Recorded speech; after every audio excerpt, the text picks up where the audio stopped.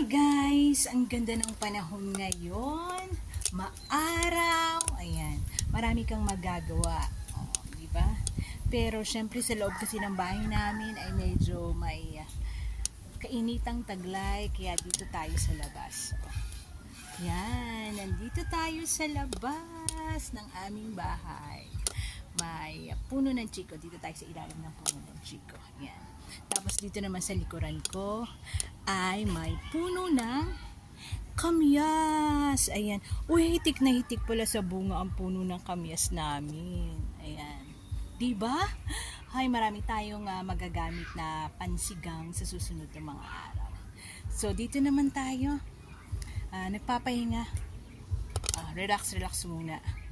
May mga ayun may mga manok.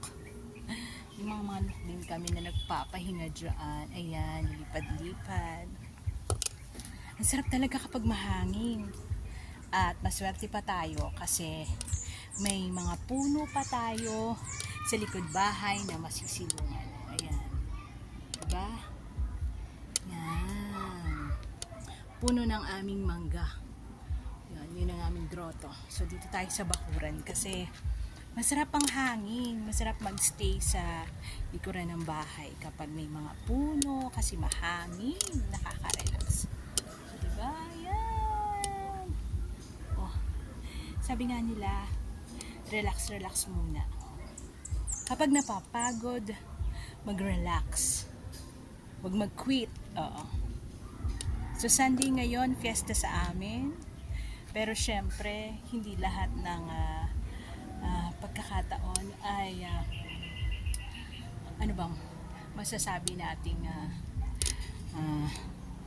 nakalimutan ko yung sasabihin ko. Hindi lahat ng pagkakataon ay alam niyo na, may mga pagsubok na dumarating sa buhay ng bawat isa sa atin. So, kailangan mo lang maging masaya, mahalin ang sarili, mahalin ang pamilya. Kasi ang pamilya talaga ang lagi mong sandalan.